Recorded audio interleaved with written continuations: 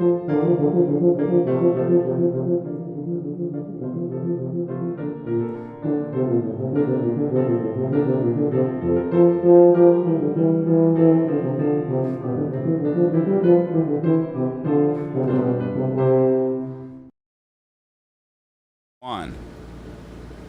Alrighty. Welcome, friends and neighbors. You are here at the studio class of Low Brass U, where we're not trying to tell you what to do, but you just might learn something new. That's my intro for the day. We're switching the rhyme because I ran out of words that rhyme with brass. I like it. I like it. There are no more words left that I can say on the stream. Right. Yes, because we do keep it PG. We do. It's a PG stream. It's fun for the whole family. But yes, We pride ourselves on that. Heard a little bit of the Wagenseil alto trombone concerto up front, and I told Connor before I started playing it that if I missed a note, I blame it on not playing with a Dennis Wick mouthpiece, because the mouthpiece I usually play an alto trombone is in my other trombone case, and I was too lazy to go get it. So really, at the end of the day, it's still my fault. But that's okay. And we've got a frozen Connor. Now he's back. He's back with us. He's back alive. But yes, we've got a good show for you today. We've got a couple of topics that we have in mind. Why don't we start it off with what we were talking about off stream a little bit, Connor? Your potential gear purchases that you are thinking about. Oh yeah, we should probably start this disclaimer with a disclaimer that I am in no place to be making any sort of purchases at all, but I am having intrusive trombone thoughts. Increasingly, I think it's because I'm not getting enough sleep, I'm teaching a whole bunch, and that's when weird trombone purchases are made. You're not in no position to buy an instrument. You just know you should not be buying an instrument. We got other priorities. Anyways, it's important to externalize these thoughts when you have them. The first one that I've had for a long time is like the second that I'm ready to do something stupid, buy trombone impulsively, I'm going to buy a King 3BF because I've been thinking about it for years and years now, and I think they're super cool. And I think eventually that will be the next trombone purchase. It just happens to like creep into my brain when I'm washing dishes or like mowing the lawn. I'm like, I'm gonna buy that trombone. It's like, no, you're not. Don't do it right now. Anyways, that's number one. King 3BF. Which, just to be clear, can be yours for a cool $3,159. Actually, you can only reserve now. You can't have it. You can only reserve it. Yeah, where are those used ones? Give me that eBay price. And then your second thing. Second intrusive thought that I've been seeing it because they've been posting about it on Facebook a lot. So Butler trombone slides that they are now painting to look like they are brass, which is what I've been waiting for this whole time. And that would be like, I've kind of like said it without saying it in my brain. I've always been like, man, if they ever start making those where they look like brass, I'm gonna get one. And now it's actually happening. I'm like, oh no, I don't know if I'm ready to actually like buy something right now. But that's just the thought that I'm having in my head, is I want this cool fiberglass or carbon fiber slide, and I want this cool trombone with a button on it. I don't actually need either of these things. I'm just saying it out loud. Yeah, they're both things that I think about also. The King 3BF is always one that just, I've definitely not had it and needed it. I currently don't need it, but I've been in situations. I can't tell you, I feel like almost every musical I've played where I've ended up playing a large bore was like, I would have played it on a King 3BF if I had one. Because there's like one note on there that I need. Mm-hmm. Or there's just one thing that's going to be too hard to go out to sixth position. And then that's how it goes. So I have to bring a large bore. And I don't always want to bring a large bore because it's not that it can't be played, but it's sometimes more work. Mm-hmm. I'm going to pull up, before we get to Brian's question, who always has the best questions, I'm going to pull up on Dylan, see if we can find you a used one. You're pulling it on Dylan Music? Uh-huh. Not sure that the search is really set up to be helpful, though. No, likely not. Might be user error. Oh, yeah. I searched for King 3BF. Oh, there's one used one. Let's see here. See if I can throw this up on screen. That's not going to work. Can we go to the full page? Yes, we can. So we got one for $18.95. Oh boy. But it's a silver tone. Oh no, this is a 5B. I'm all over the place. Don't listen to me. Oh no. That is too many B's. Let's get this off screen before something bad happens. That's a lot of B's. So let's see. Brian says, who are some trombonists / musicians that you don't enjoy listening to? That, I definitely read that quickly before putting it on there and didn't see the don't. I don't know that I feel comfortable getting on this platform and shaming anyone. You're welcome to, Connor, but I think that I'm gonna... I know exactly who I would say. Okay. And I'll say it right now on air. Myself. There you go. Self-deprecating. I absolutely hate it. Just going there. I do it every single day. I don't know why I subject myself to it. Sometimes it's okay. But yeah, that would be the trombonist that I enjoy listening to the absolute least. Probably be myself. I would agree with you. I don't like listening to you either. Yeah, I'm just kidding. It's rough. No, there are but times though when like if you start recording yourself all the time, like all the time, like every single day, like you'll get lost in the weeds and like you'll kind of like you kind of get over that hypercritical hill of sorts, and you can kind of objectively listen to yourself. And then there's a point beyond that where you have this huge log of stuff that you've kind of been listening to like really objectively for a long time, and then you listen to one that you haven't listened to like a year or something like that, and you're like, oh wow, that's tolerable music. And then you realize like, wow, I played something tolerable, and like I also recognize that it happened. Like that's a huge step forward. Happened to me one time when I was packing up from a big band gig in Chicago, and I had never seen this before, and I've never seen it since. While we were packing up, we had just finished the set. The person running the sound had recorded the live feed and was playing it through the cans as we were leaving. It's like, didn't we already, like, aren't we done? Like, I feel like the audience that's like probably leaving wants to hear something else. Yeah. But they played it. They played like, it was just like the beginning of the first set. We were listening to it again, and I heard a trombone solo. I didn't know it was us. I was just like, oh, they're playing big band stuff. It was like, I was not actively listening to it. I was like, oh, that trombone solo sounds okay. And then like by the end of it, I was like, oh, that's me. Yeah. It's okay. I think I'm okay. Right. That's great. Yeah, that's pretty good. That definitely has not happened to me, and I don't think I would like that. That doesn't sound like the most enjoyable experience. It was immediately uncomfortable, and I like to further exacerbate the discomfort of the moment, I actually leaned over to the other trombone player in the section. I was like, who is this? This sounds okay. And they were like, dude, that's you. I was like, great.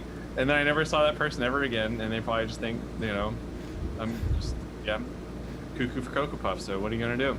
Yeah, that was not my shining hour. Yeah, that's pretty great. Josh asks, how would you build better stamina for your lips, like make them feel more comfortable when playing?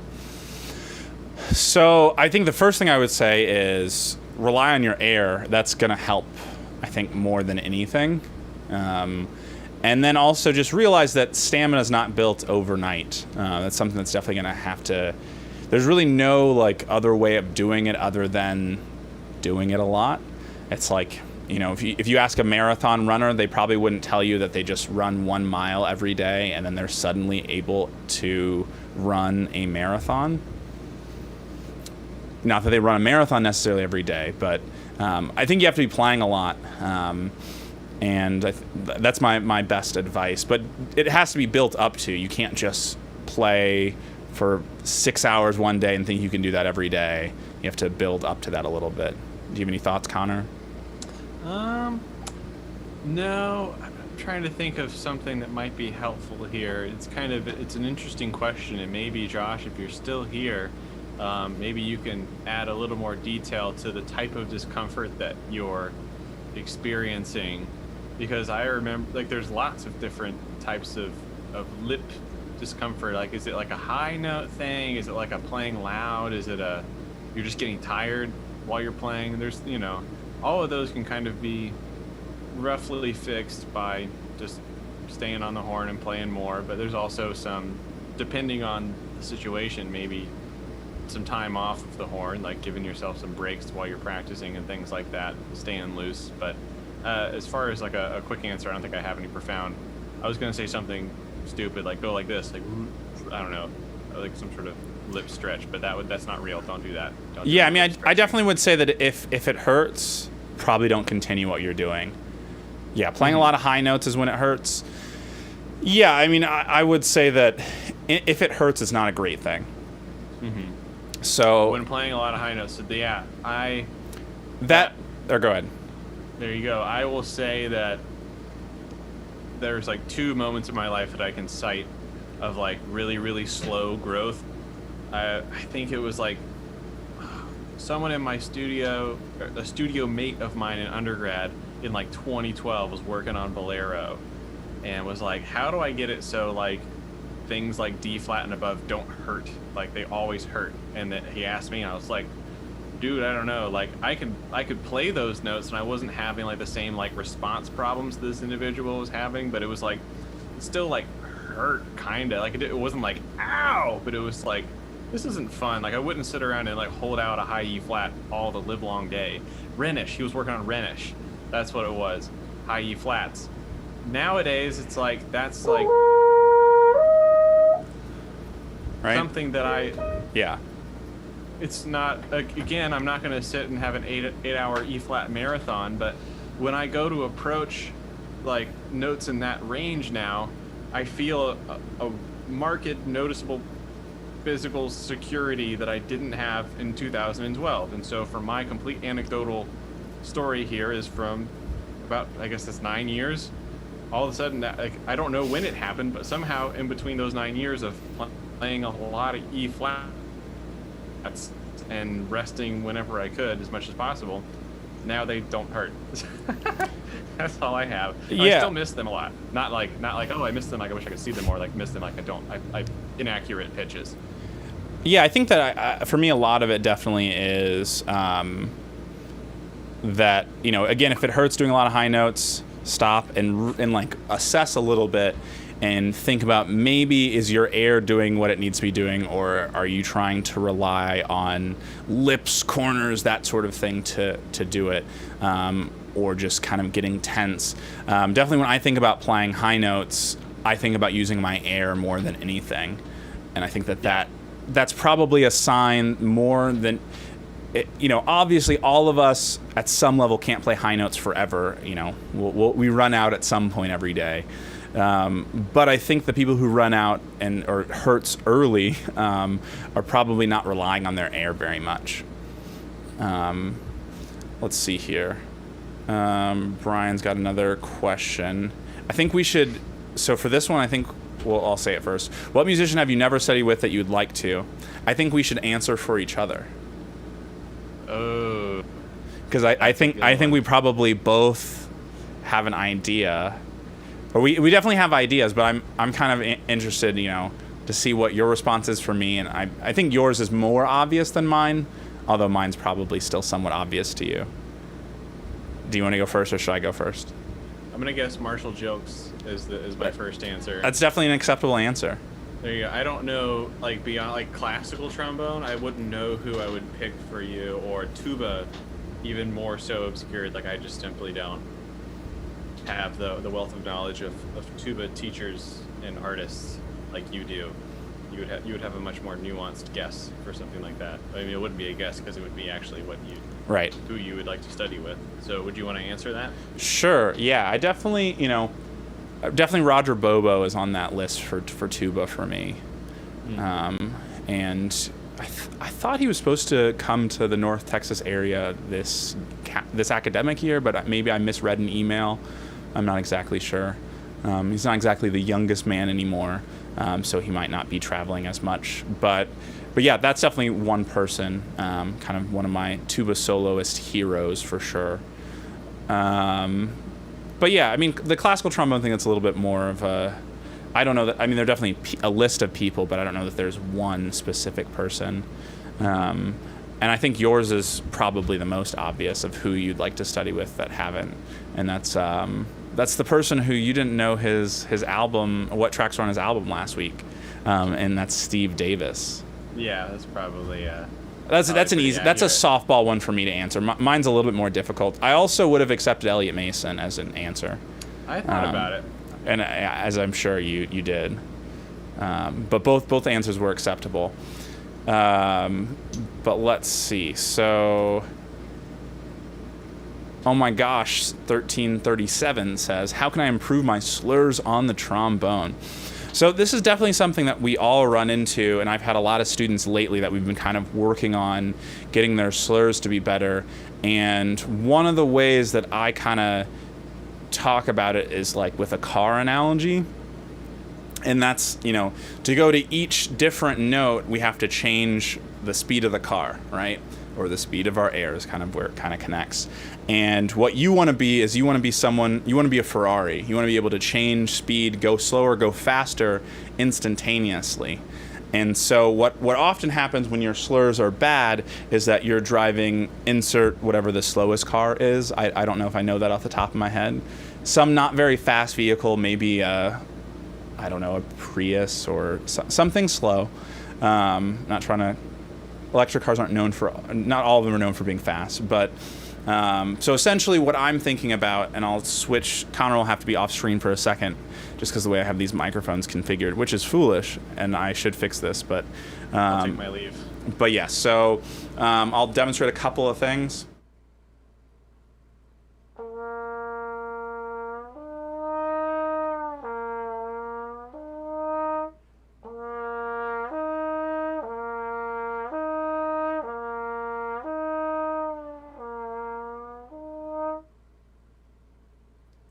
So you can hear with kind of the way I started out and the way I ended that my air was changing very slowly. The speed of everything was really slow, and I did get up to that note eventually and then back down to that note, but there wasn't a whole lot to go off of. So that's definitely something that I'm working on, always trying to make these changes really, really quick and make them where we're not changing at such a slow rate that you hear kind of all that garbage in between.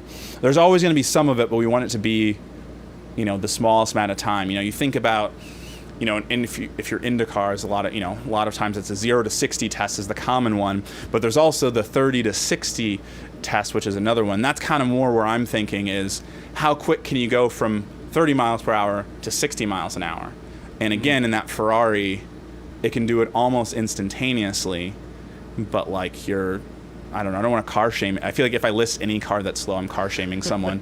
But think about a small car or a slow car, or maybe even let's go with a semi truck. They're not known for their instantaneous, off the line speed. So compare a Ferrari to a semi truck and that ability to go from 30 miles an hour to 60 miles an hour. We all know that the truck can go 60 miles an hour, even with a really big, towing a really heavy load, but it takes it a long time to get there. So for me, that's really the trick. And then the other trick is you don't want to get a speeding ticket, so you don't want to go above 60 miles an hour because then you're going to get a ticket, and that's kind of overshooting that note. So that's kind of how I approach it and talk about it and teach it a little bit. Connor, do you have any other thoughts? No, I think you nailed it. I mean, definitely the speed of the air is key in messing around with that type of stuff. I've been going through a book trying to work on my slurs recently. It's a book that I've done a lot of work out of. It's the Charles Stacy book, which I think is the title of the book is a misnomer, so I almost don't want to say it. But it's called Embouchure Cultivation, and it's just a slur book. And kind of the whole premise of the book is it goes through these really slow slurs, and there's no tempo markings, but they'll say things like adagio or moderato, and I kind of take that with a general zone of beats per minute, and I try to be pretty strict with whatever they say. And then the way that they kind of develop the facility for faster slurs and getting it really clean is they always do these exercises. There's no valve change, you're always in open or first position or always in second position or two, and the slur will go at one velocity, like quarter notes, and then it's eighth notes, or it's eighth notes, then it's 16th notes, and it's like the same pattern, slow and then doubled up, like twice the speed, and it kind of keeps you like feeling that speed of the air, regardless of the velocity of how fast the slurs are going. Kind of evens you out a little bit. So I think it's kind of cool, and I think it's on Google Books. Like I mean, there probably are like published versions of that, but I'm not telling you what to do. But you might learn something new. There you go. That's amateur cultivations. That's one that Conrad Herwig, I think, counts a lot in his teaching, and that was how I came about it. I think that had been given to either Steve Davis or Tim Kaufman or Rick Simmerly. I don't know which one. They were the. But someone at the Abersold camp. I walked out of the Abersold camp with a big packet of stuff, and one of those was the thing, and they said, we got this from Conrad Herwig. So gotcha. That's the story. I'm sticking to it. Yeah, no, that's the kind of the general approach that I have with slurs, and I think that a lot of it is just doing it, and at the end of the day, with a lot of things on a brass instrument, no one can really tell you exactly how to do it, because we're all a little bit different. So I think about a lot of practicing as experimentation. We kind of have to figure out that way. There definitely are right and wrong ways to do things, but sometimes you kind of have to learn that on your own to some extent. But we are not going to shame Joshua Carlson. So we don't know the whole situation. So I'm sorry, but we can't participate in this kind of slander of Joshua Carlson. We can't call out Josh without an official Low Brass U tuba battle submission. Yeah, there you go. We're gonna have to start that tradition now. If you're gonna throw down the gauntlet, you need to be able to back it up with a tuba smackdown. So yeah. We either need the All-State Etude played by both of you back to back, or high F smackdown. I will not accept any other submissions. You heard it here first. That's it. So may the odds ever be in your favor. I expect the video for next week's stream. Yeah. Brian comes in with a great question. Do you agree people should only pursue music if they can't see themselves doing anything else? Connor, do you want to jump on this can of worms, or do you want me to take the beginning of this one? There's a lot of ways we could take this. There's a lot of ways to take it. There's definitely like if you want to do music and that is like your only way, like if we're thinking from kind of like a perspective of like functional capitalist in our society right now, of like music is the only thing that I do for money, like yeah, you should probably have like a generally like intense passion for it, and also it wouldn't hurt if you had an incredibly obsessive personality that could slug through the hours of meticulous practice and focus that you would need to either secure a very competitive playing position or have enough of an entrepreneurial background, knowledge, connections to make some sort of series of smaller businesses and enterprises and projects become lucrative for you. I'll say that when I was kind of on the fence between a lot of things as a college freshman, the first was like, I don't really know if I want to teach music. I think it's kind of whack. That was what I thought when I was 18. I also was like, I want to play jazz. I think it's cool. I was like, I want to play jazz music and do something like that. And then I also was like, wow, I'm last chair in band. I should explore other options. And pretty much was like kind of ready to throw in the towel. And my professor said to me, kind of similar to what you said, Brian, but he said, if you have even the slightest inkling of wanting to be a teacher, even a little bit, he was like, stick with it and see like if you can go through this program. Like I think it's worth pursuing it. And I think that conversation might have been a little bit more of like performance versus education, and that was kind of like the philosophy of the school. But for me, I was glad that I did it, and my whole thing was, okay, I'm going to try this out, because I think I've said this before on the stream. I didn't have a whole lot of drive or direction when I first started college. I didn't have like a plan with what I was going to do.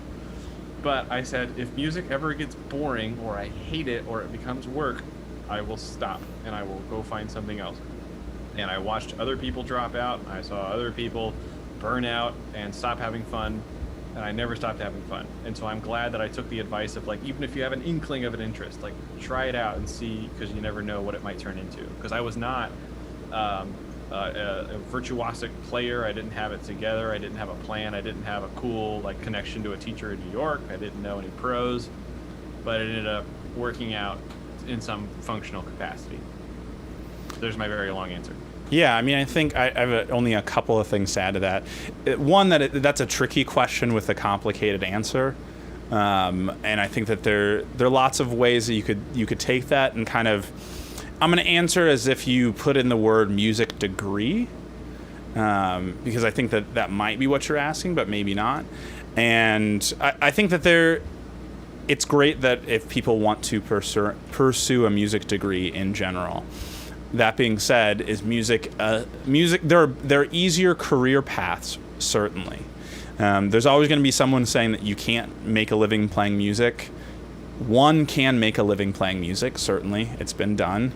Does that mean everyone who gets a music degree does? No. Is that the only reason to get a music degree? Technically, the reason to get a degree in anything is because you want to learn that thing. Which is probably a little bit lost in society to some extent, because the idea is that college is an investment and that you are going to get something out of that investment, aka a job.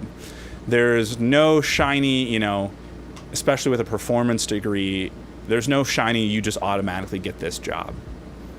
Even when you finish the next degree, or the final degree, the terminal degree. There's no, I should have my doctorate done in May. There may or may not be someone who, knocks on my door and says, hey, we have this shiny job for you because of that. So I think that that's something that's kind of worth mentioning. If you love music and you see yourself doing it, I think that it's a good thing. I think that that's great. I definitely had other things I was thinking about when I was, thinking about a career in music. Music is ultimately where I ended up, so that, I guess that tells you something. But I think I could see myself doing other things. And I think in some ways I still can, but I'm still doing this for a reason, if that makes sense. So yeah, if you have a follow-up question, that we definitely could probably steer that in a few different ways. Yeah, I'd love to talk more about that. The whole why get into this whole mess anyways is a good thing to talk about. Right. So Eli says, when did you all decide you wanted to pursue music? Oh. That's a good question.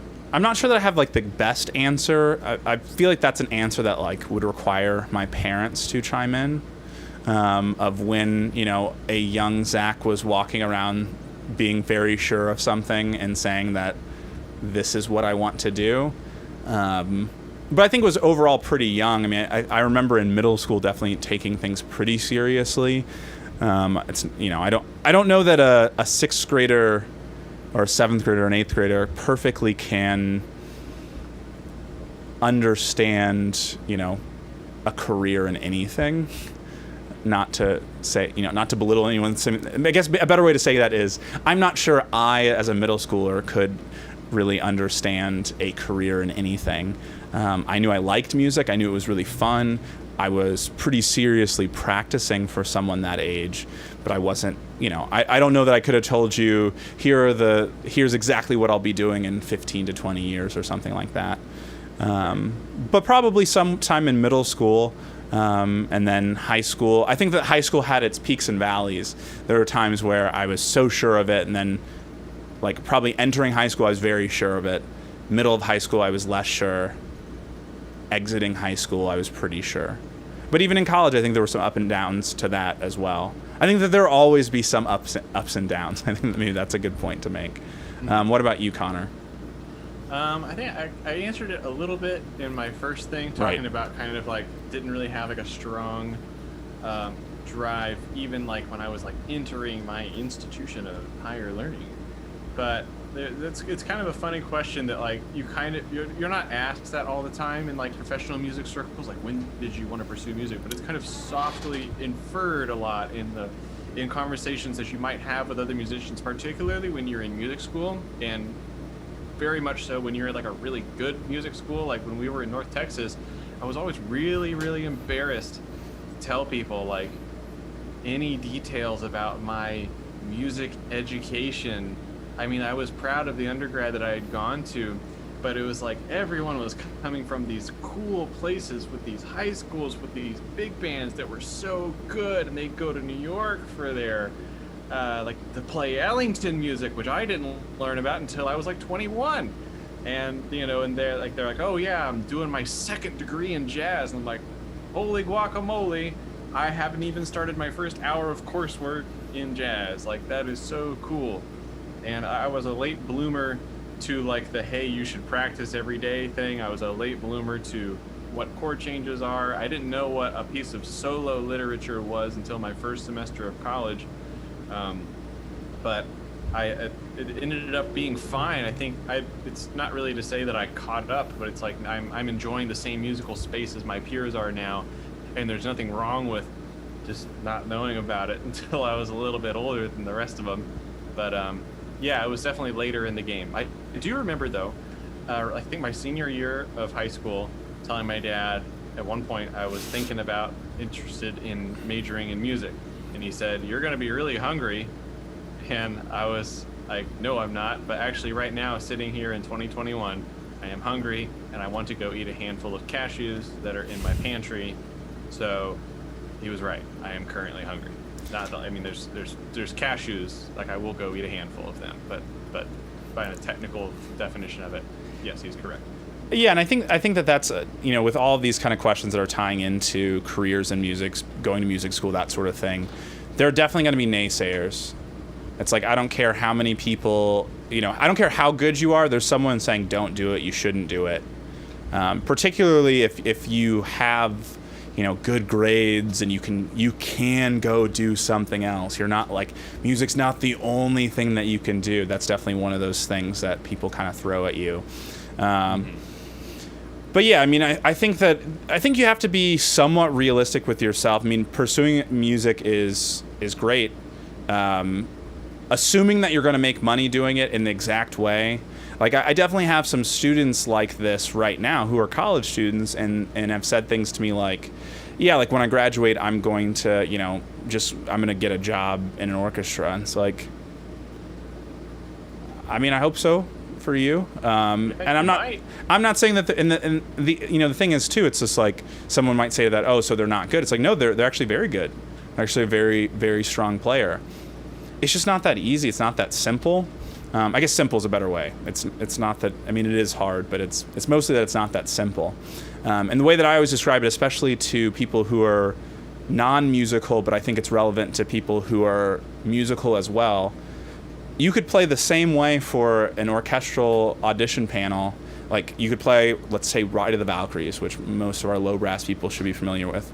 You could play it for one panel, and they would say that's not loud enough. You could go play it for the next one, and they could say that's too loud, and that's the reason. Well, actually, the irony is that you don't usually know what the reasoning is. You just know that you're dismissed. Yeah, they won't tell you. But those could be, you could play it the exact same way, and those could be the reasons. Mm-hmm. And usually it's way more nuanced than that, but that's a really simple way of saying, you know, there are lots of good players these days in every facet of music. If you think you're the only one, you know, even if you are really good, great, you're not the only one. There are always other good people. You can get in that sort of zone sometimes in certain circles, you know, depending on, it's not just high school, it's not just college. You can, if you're in a circle where you're the best player, you could be the best player in your city and think that moving to a larger city, you'd be the best player there. Mm-hmm. And it's like, maybe not. Yes, it's a competitive market. And I have a couple of thoughts about that. And first off, it's important that we all kind of acknowledge collectively, it's a bummer that we have like this, there's a lot of like reasonable financial incentive to make a decision about what you major in college, because that is now, whether we like it or not, it's pretty much it's a vocational decision. And if you're going to have music be a large part of your life, meaning it's going to occupy a lot of the 24 hours that you have every day, then that's either going to be contributing or not to whatever degree of livelihood that you want. And so that's something that you kind of have to wrestle with. And some thoughts that you might think about are, if I had all the money in the world and it was not a financial incentive, like try to, like, in really great detail, picture out what that life might look like, and think, like, if you had the whole day every day for amount of years to just kill some time, would you pick up your tuba for fun? You might. And if you think, wow, if I wasn't really going to do a gig for money, I wouldn't do it, then that's something. That doesn't mean don't pursue music. That's something to consider. And also, on the other flip side of that is, if you had to, you know, play the Itchy and Scratchy theme song into a microphone every day for the rest of your life, and it was like you have to work, like, if music becomes work, is that going to kill it for you? You know what I mean? Like, yeah. Is that going to ruin the twinkle of the thing? Because that's a real question. There's, like, lots of people that music is magic, music is beautiful, it's this thing that they love this art. But then when you take art out of this, like, when it's convenient world, and then now it has to happen as like in some sort of 9-to-5 capacity, sometimes that does lead to a little burnout. And you have to think about, like, if part of this becomes work, is it still as fun? Right. And there's no answer that we can tell you that. I can tell you from my experience that it's fun because I've done, you know, musicals where the novelty of the song wears out really, really quickly, and you're playing a bunch of it, like, at the same show over and over and over again, and it's still fun to me because I like the exercise of the ceremony and the routine of music making. Like that, even when you strip away the novelty of a new piece of music, or being in front of a cool crowd, or, you know, dollar bills, like that process of music making is still, like, that checks the box for me. Like, I'm cool, like serotonin, it's in my head. So that's my personal experience with that. Yeah, I think this kind of leads a little bit into the next question. I'll put a bow on it. It'll take me a second, but all right, indulge me. So Brian asked another one. How do you juggle keeping up all of your doubles? And if you had a choice, would you continue doubling or specialize in one or a few instruments? So I'll say one quick thing, and Connor, you also get to say something for this one. I'm not saying that I own the right to all double speak, but these questions, one of them has a simple answer, the other one doesn't. The simple answer for the second question is I would keep doing what I'm doing. I actually, and this kind of ties into Connor's point of doing the same thing over and over again. That's one of the reasons why I like playing all the different instruments that I do, is that I don't have to, you know, I can't play them in the same way, in the same style of music all the time, because they're different instruments with different, you know, I'm not going to play Beethoven 5 on tuba probably ever. And if someone's a real Mahler scholar, they would say that you'll play the Mahler orchestration of Beethoven 5 that has tuba. But I digress. The point of it is they're different. I do different things in different scenarios, and to me, that's what keeps it engaging. That's what keeps it fun for me. I actually worry about, and I always have this worry, is depending on what job I may get in the future, will I not have the need for one of these instruments, and then will I not do it? Will I get bad at it? Will I no longer want to even own them because I can't play them well? That's something I always worried about, especially because, it started one summer with something that I was doing where I thought I was going to be playing trombone and tuba, and I was only playing tuba essentially. And then I was just kind of like, well, what's the point of this? Like, if I'm not going to be playing trombone, and I was definitely thinking about quitting trombone because it's like, well, if I'm not even going to get to do it, why do it? And definitely a couple of really good friends kind of were like, you shouldn't do that. And then I was like, oh, okay, you're probably right. Which is how a lot of things happen in my life sometimes. Like, I come with a really, really bold take of what I'm going to do or what I'm not going to do, and one of my friends is like, you probably shouldn't do that. And it's like, all right, you're probably right. But definitely, for me with the double situation, that's one of the things that I actually do still worry about, because it wouldn't be impossible for me to, like, a very logical scenario is for me to get a job that is exclusively tuba or tuba euphonium, like, a college teaching job or an orchestra job or something like that, where, if you play tuba in an orchestra, nobody's asking you to play trombone ever. You sit in that chair and play tuba. That's what you do. That's your job. If you teach at a large music school and you're the tuba euphonium professor, nobody's asking you to teach trombone. There's someone who's there for that. That's their job, not your job. So for me, I do worry about that because right now my life has some balance with that. It's, I've got like 10 tuba students, I think like 7 trombone students and 5 euphonium students, somewhere along those lines. I'd have to think about each of those. But the point is, it's my teaching is diverse. My playing stuff is probably less diverse than I'd like. It's almost exclusively trombone. Not completely trombone, but it's a lot trombone, and that's actually something in life that I hope to change, or balance out is probably a better way of putting it. But yeah, how do I juggle the doubles? That's a good question. I don't know that I do it. That's one of those questions that's like, tell me how you figured it all out, and me saying that I figured it all out is probably a lie. But the guidance that I will give if someone is interested in doing something similar is that I never let them sit for too long. My last alto trombone gig was in 2017. I played alto today, clearly. At the beginning of the stream, I played alto trombone, and it went how it went. But it would be really easy for me to put the alto trombone away for the last almost 5 years now. But that would mean that I probably lost everything that I practiced, or it would take me a long time to get back up to it. I'm not saying that I'm the best version of the alto trombonist that I could be right now, but I try to at least, my goal is to at least maintain, but ideally always be getting better on everything. Do you have any doubles comments, Connor?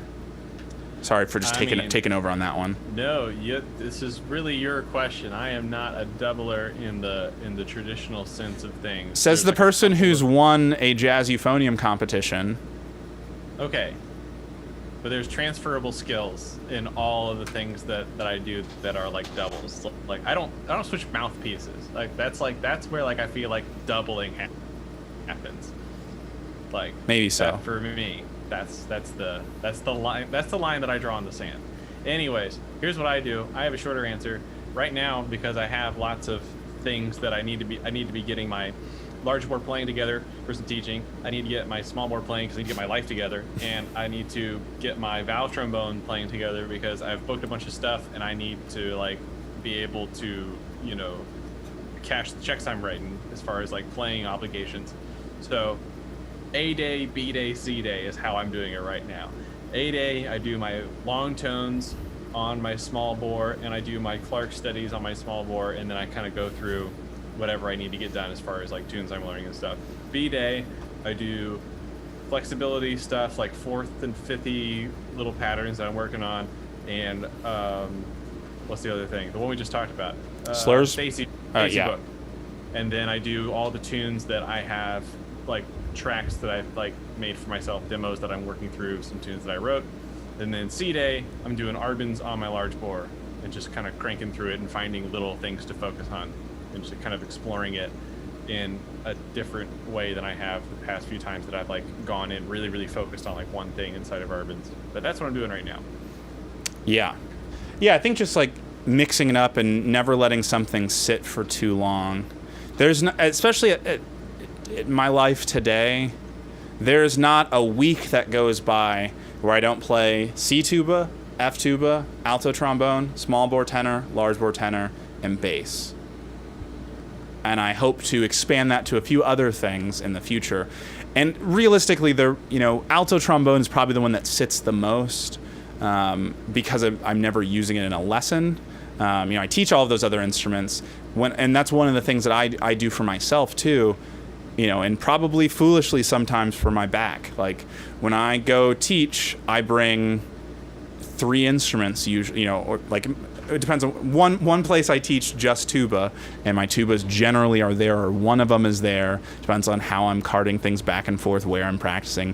That's a whole mess. I'd like for that to be different, but that situation is what it is. But I'm always playing in lessons or playing in between lessons. And when I teach at Tarleton, I teach bass trombone, tenor trombone, euphonium, I always have all three with me. I scheduled things so that the 2 days that I teach there, I have all three on each day. So if nothing else, every Monday and Wednesday, I'm playing those instruments. And especially for me, like large bore tenor is another one that can kind of slip up, or could if I wasn't careful. Now, I don't let it slip up because I know how bad it gets when I let it slip up, and I don't like that. So I think that that's kind of a part of it. But let's go to SG87_. I chose music because of my culture and because I'm terrible in STEM classes. I'm good at it, but should I go to college for a music degree or not risk it? I feel like music degrees are useless. And I think that that's definitely something that the world tells you that they're useless.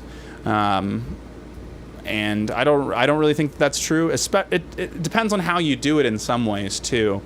One bit of advice that I feel reasonably strongly about, that if you're unsure if you want to pursue a career in music, don't go to a conservatory.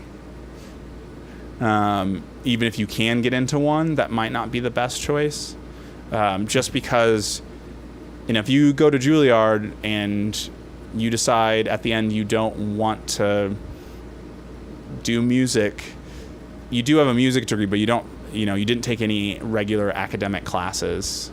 And I think it's nice that if you end up not doing something in music, that you still have a college degree, that you had to do all of the gen eds. Because like in the example, like my partner, she got a trombone performance degree, and she now is pursuing a career in accounting. And what she was able to do after her music degree, she was able to get a certificate in accounting that was essentially all of the undergrad classes that she would have taken as an accounting major. And so if she would have gone to Juilliard, which she very well may have been able to go to, at the end of that, she would not be able to get that certificate because she didn't have the gen eds to kind of start it. And she would have to start the degree from kind of scratch. So I think that that's one thing that I would say. If you go to a normal, large university with lots of degrees, you can still potentially graduate in 4 years if you change your mind after year 1 or maybe even after year 2. And if you change after year 4, you might be able to still do something to kind of flip things around or get a master's degree in something else. Not that education is the only route for everything, but I think that that's kind of important to kind of mention, that I don't think music degrees are useless. You still have a degree at the end. And you can use that in various different ways. But there are lots of degrees that don't always guarantee a job, or a job in that thing. So take that for what you want. And these sorts of things are definitely hard. These are way easier questions to answer when you know the person asking them. Mm-hmm. When you don't know, it's kind of just like, I don't know. You could be the worst tuba player ever. You could be the best tuba player ever. Like, you could be the best 17-year-old tuba player that's ever existed. And had I heard you play the tuba, I would have said, you sound amazing. Of course you should go into music. You'll do so well. And I think there's also the side of it too that, as Connor was kind of talking about, is you could be a late bloomer. Oh yeah. And I don't know that I would totally agree that I think kind of sometimes you're a little too good at downplaying yourself. You acted like you came into your master's degree not knowing how to play. Well, I knew how to play, but it was like I had an insecurity because I didn't have the boutique education of all these amazing players around me. And like, I ended up being able to hang, and it was fine, but it was because I dug a ditch. Like, I just played the same scales over and over again until they were all fast and high and loud and slow and long and short. But it wasn't like I hadn't like checked out all the master classes and all the records. It was just like, oh yeah, I have this one book, I do it every day. Yeah. And from that and like general intuition, you can get enough serviceable skills to be fine once someone finally points you in the right direction. But yeah. Yeah. Sousaphone battles? No sousaphone battles. we have different opinions. Eli asked, "Am I gonna?" Or I assume it's to me because that came through when I was speaking. Going to learn some bass trumpet, but I think Connor, that might be a question that you might want to answer too. I will respond with a question. I'll say, "Do you have bass trumpet money? Where's the bass trumpet money? Give it to me." Yes, that's definitely part of it. I'll learn bass trumpet if someone buys one for me. I do have plans to buy. The scary thing is probably future plans of having multiple bass trumpets. Probably 3. Don't say that out loud. Probably Don't 3 say bass that. trumpets at some point in time. I do have plans to buy 1 somewhat soon, and by somewhat soon, it's not the next instrument on the docket. Although I've thought that before and then been wrong. I thought my next instrument was a new bass trombone. I got a euphonium instead. Sometimes the used market dictates that. Sometimes you see a really good deal and you go for it because of that. So yeah, I think a bass trombone is the next thing. There's a list of next instruments that I'm interested in. The bass trumpet is the cheapest, but it's not the one I want the most. So I don't know what that means. It would be hard to, kind of start saving up for a contrabass trombone, which is probably what I'd like to be next on the list, and then end up, getting halfway there or a third of the way there, and then have my pick of bass trumpets on the market. So, yeah, it's a little tricky. Josh has another question. Have you guys ever gotten stage fright during a solo or duet? Because me and my friend have a duet for a marching show, and I'm kind of scared. Yeah, I would assume for both of us that has happened more than once. All the time. It happens pretty regularly, and particularly for me in like audition settings, there's been multiple times where I've been on stage for something where we're like playing for points and kind of like becoming aware of my body in the moment of being like, wow, I am a mess right now. Like, this is not a good physical, mental, emotional state to be in, and I'm in a high pressure situation. What do I do about that? And there's a little bit of help that can come from, just experience and doing, like, the second time you play that duet in your show, it's probably not going to be as bad.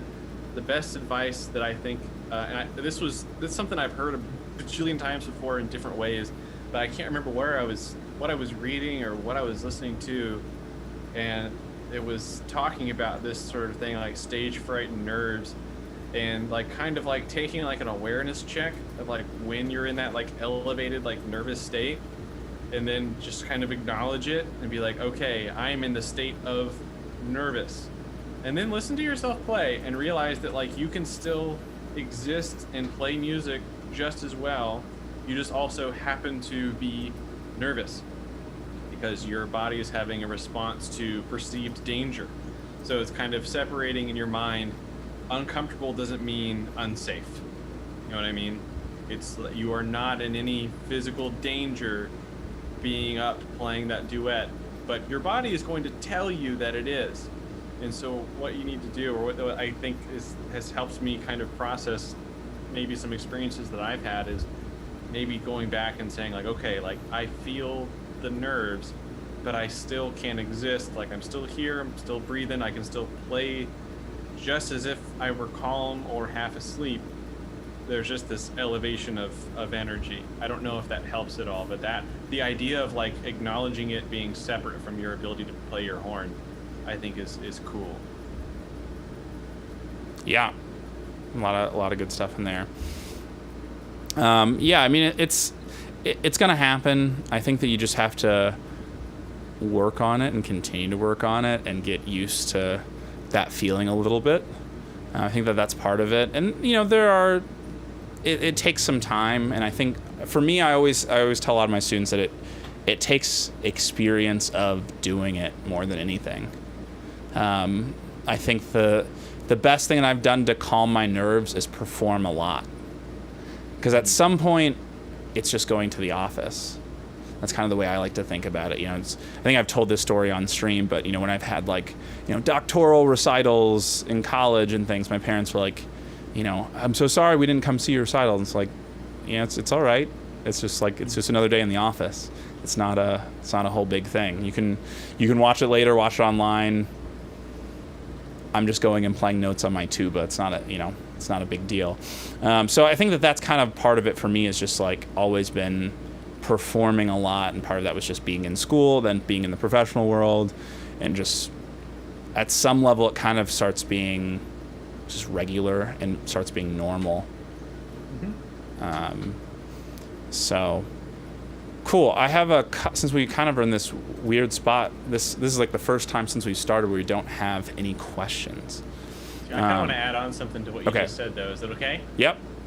Yes. So you made me think of something of one. I think it was like the very first time I went to the Jamie Aebersold camps. Dave Liebman was the guest artist, the saxophone player, and he said something. He said like when he first started playing music and like taking solos and kind of taking risks on a bandstand when he was very young, he either left the gig feeling like this, like high energy, I'm awesome, or feeling like way down, like I am the worst. And I definitely feel that, and I think that's kind of like to the point of what you were trying to drive home, Zach. And I think there's an interesting thought experiment that you could have with yourself when you're kind of growing in your musical practice and leaving gigs either feeling sweet or a little crummy. Is like, let's say that you are a low brass musician that can only play 5-star out of the park solos or absolute just dumpster fire bad. Like it's either amazing 100% or it's 0. If you only had 2 gigs in your life and one was great and one was bad, your global average would be 50%. And so you would feel really, really mixed emotions about that. But then over a time of like years of playing, even if your playing never improved, you never got better at the horn, you either had amazing solos or bad. You could still have a bad one after 15 years of playing, and you'll have thousands of gigs under your belt. Your batting average is not going to go down significantly. It's going to be a fraction of a percent. I think that's kind of what happens, that exposure therapy. You can call it that. The next time that you play that duet in marching band is exposure therapy. You're kind of just racking up a good batting average. And even if it tanks, even if you're only allowed to just zing it out of the park or tank it, eventually your nerves will settle and it's going to feel fluid and natural, and you can just go in and play. There you go. That's my parting thought. I hope that it goes well, and if you get a recording of it, send us. We'd love to hear it. Yeah, definitely. Definitely. You know, it definitely takes some work to get rid of those nerves, but it can happen. I think most people it can happen for, but some people it doesn't take very long. Some people it does. So I've got a couple of things that I wanted to throw out there. The first one is I've kind of had a new interest that is related to this show that I'm not saying is going somewhere quickly, but I have some thoughts. I kind of, you know how YouTube finds these things that you might like, and then it shows you one video, and then you watch all of them. Brass repair videos have found their way into my YouTube algorithm. Oh no. I know. It's exactly what you wanted to hear, isn't it, Connor?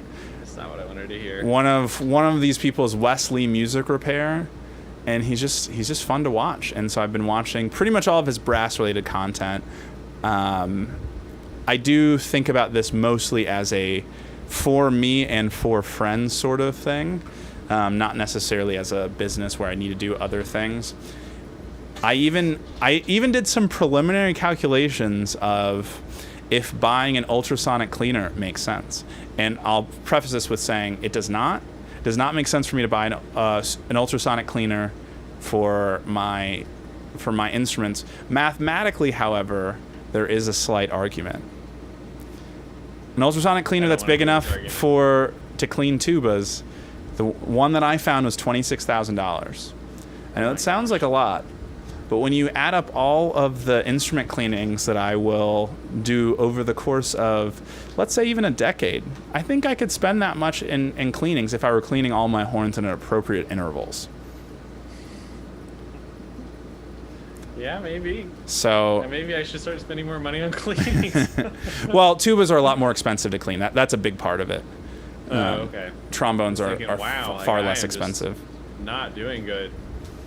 But yeah, I mean, you should be getting them cleaned probably more regular than you do, and more regular than I do, and more regular than probably everyone watching this. But yeah, Zoe? Yes, that is my dog.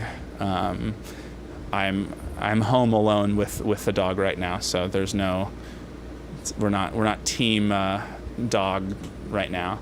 So whatever noises you hear, noises you're going to hear. But yeah, so that's a thing that I have been thinking about a little bit.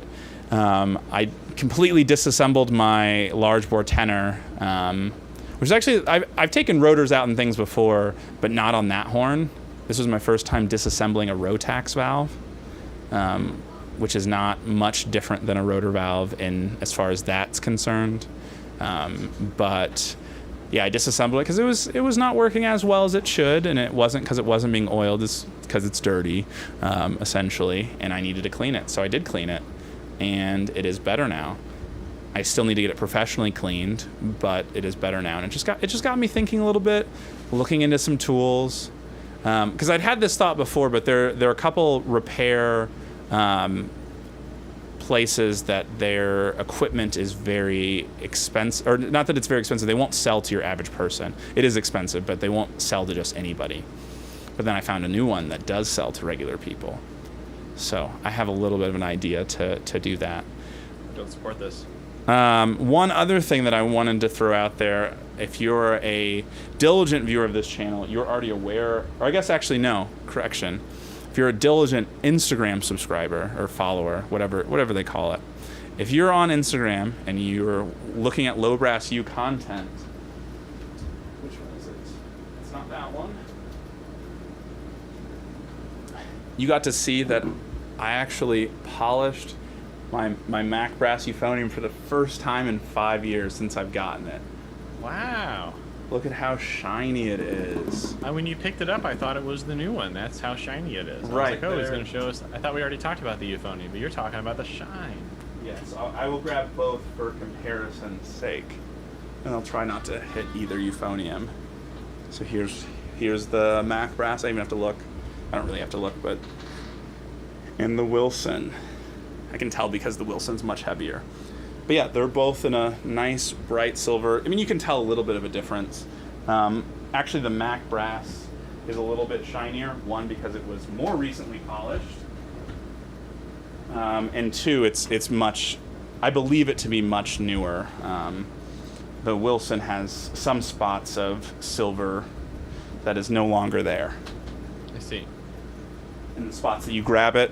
But you don't really see those. But anyway, I did that for the first time, and I did it with Wright Silver Cream, which is what most people seem to use.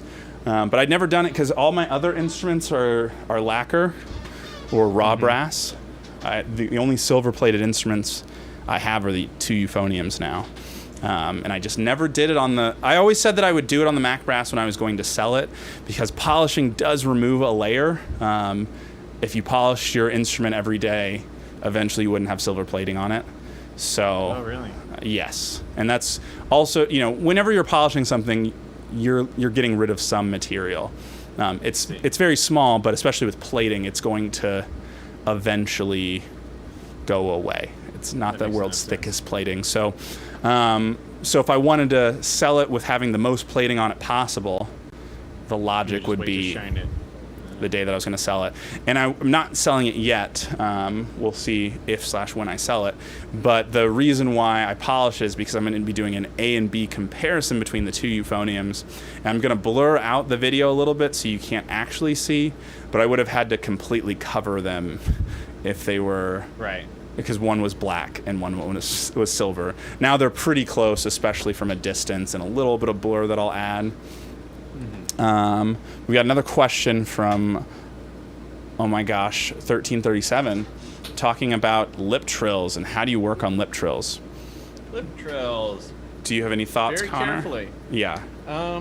Yeah, I should probably work on lip trills more than I do, but they don't come off. I guess they do come pretty frequently in big band writing. So I guess I'm doing a lot more trills than I give myself credit. Yeah, shakes, trills. They, we can call them the same thing in this context, certainly. They are okay. So we're gonna have that conversation. All right, let's have that conversation. Mechanically, you are like doing the same function in certain types of shakes and certain types of trills. They're pretty analogous. It's like we're going from like usually immediate partials for, I guess if we're talking trombone, I don't know if, oh my gosh, 1337 is playing a trombone.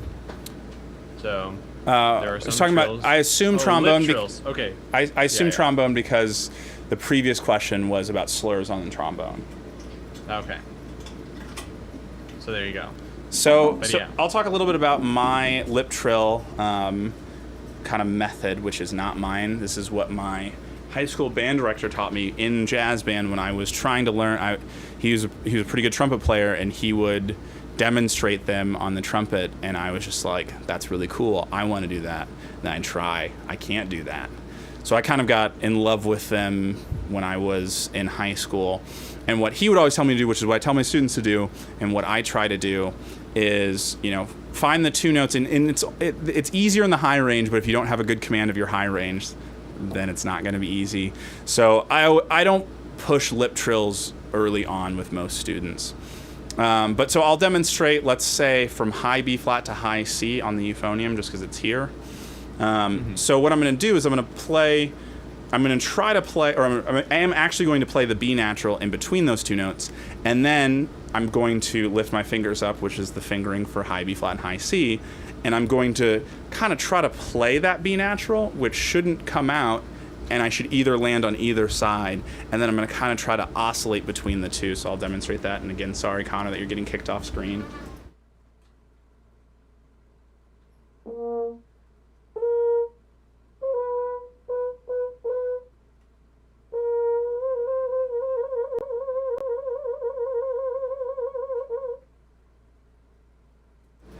So essentially it's almost like I'm hearing that B natural, but I'm not putting down the fingers that do that. I'm only able to get the notes on either side.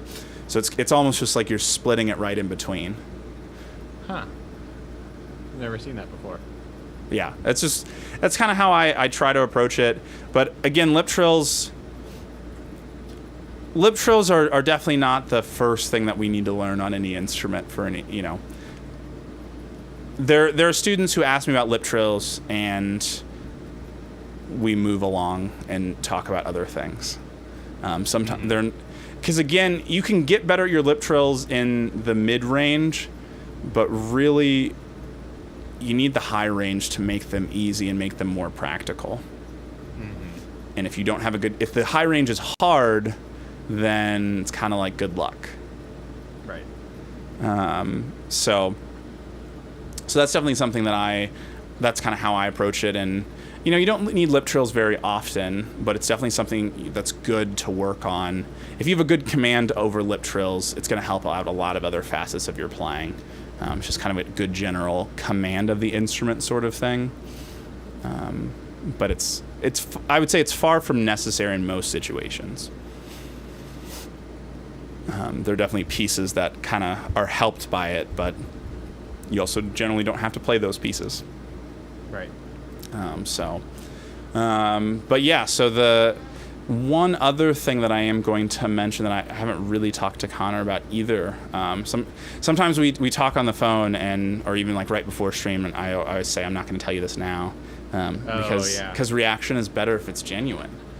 But I've been considering adding a few virtual students to my studio. So I haven't posted this anywhere. This is actually the first official thing of it. But I'll be posting some things about it, probably on Instagram, probably on YouTube. I need to create a web page for it before it's officially anywhere. But that's something that will be coming on the horizon. So if that's something that any of you are interested in, that's definitely something to. I think the number is going to be 5. I don't think I have much time for much more. So 5 is going to probably be the number. We got one more question that we should probably call it. Do you think vibrato is necessary for tuba players? I'll take this one. I think that's probably fair. I'll take it. What are your thoughts, Connor? Don't need it. You don't need it. You don't change you don't need it as a tuba player. There are tuba players who will tell you that vibrato is not for the tuba. I disagree, but the amount of times that you're able to use it in a lot professional settings is probably pretty rare. If I'm taking an orchestral audition, I would say it's very rare for me to use vibrato. Most excerpts, I don't use vibrato because I would say vibrato is probably only good for an actual solo, which there are a lot of solos in tuba orchestral stuff that aren't really solos, like Meistersinger. And Mahler 1, I would also really say isn't really a solo just because it's around, and yeah, I probably wouldn't put vibrato on that either. The exceptions are for me probably Beadlow. I do put a little bit of vibrato on Beadlow, but it also doesn't need it. Solo wise, I use a good amount of vibrato. So that's definitely something. But you definitely don't need it. And I think that one thing that's true of all instruments is vibrato is not conducive to playing with your best kind of straight tone. And if your tone isn't really developed, again, I kind of steer you away from using vibrato. So that's one of those things, again, that's hard for me to give advice over the internet. But I kind of make my own personal assessment of if your sound is not where I want it to be, you don't get vibrato yet. You get a little vibrato as a treat? No vibrato. We'll answer one more from Sage. I'm a freshman euphonium, maybe freshman euphonium player. I don't think you're a freshman euphonium. And would like to know how to practice triple tonguing and double tonguing for the Team A All-State Etude number 3. Wouldn't we all like to know that? I'd like to know how to get better. No, it's hard. Yeah, I mean it's got to be practiced slowly, and with one of the things that I say about multiple tonguings, if you stay ready, you don't have to get ready. And same thing with high range and low range. There's an unfortunate reality that if you haven't done a lot of triple and double tonguing, that it's probably not going to get there fast enough for these etudes. So what I would encourage most people to do is probably to go, if you've worked a lot on triple tonguing and you just need it to get better, go slowly with the triple tongue on the etude, or double tongue, depending on how you do it. And we talked about it a while ago, maybe a month or two ago, as far as there are a few different approaches of multiple tonguing with that etude. But whichever one you end up doing, go slowly, work on that slowly before you go faster. I have a question. Yes. The video, the stream where we talked about that, did you also play it as the opening song? I doubt I played it as the opening song of my own volition. I think I played some of it. I'd be very surprised if I elected on my own accord to play it. Did you have the music on the screen? Yes, at some point I did. So maybe if you can comb through the past couple of, go back 4 weeks or so and just kind of start. I want to say it was more than that. Okay. Time is an illusion. Let's see. I'm going to see what's on episode 10. And I'm going to mute my speakers because that could be bad. Yeah, I'll try to... here's when we're talking about some etude stuff. Let's see. Yes, I found it. That was wow. One guess. 60 no scope. Yeah, I didn't put a timestamp, but around 30 minutes we talk about it. It's probably starts a little bit before that. Maybe 24, 20, yeah, somewhere around there. So yeah, that's a good place to look for a few things that might be helpful. They might not be helpful, but definitely something worth looking at. So cool. Well, I think we'll call it there. Okay. Connor, are you interested in playing us out, or do you not want to play us out? I don't know if you're ready. I don't have a horn. You don't have a horn? I can show you a cat. Let's end with a cat. All right, I'm gonna go get the cat. I didn't realize you'd have to go get the cat, but I think the ship has sailed that we're getting the cat. So, oh, the cat is close by. So we are now with cat. Headphones back on. All right. Yeah, Here's the cat. This is Emmy. We have cat. Say goodbye, Emmy. Yes. So we'll call the stream there. And thanks everyone for watching, and we'll see you all next week. Same bat time, same bat channel. All right. All right. All around. I think it was good. Yeah, that was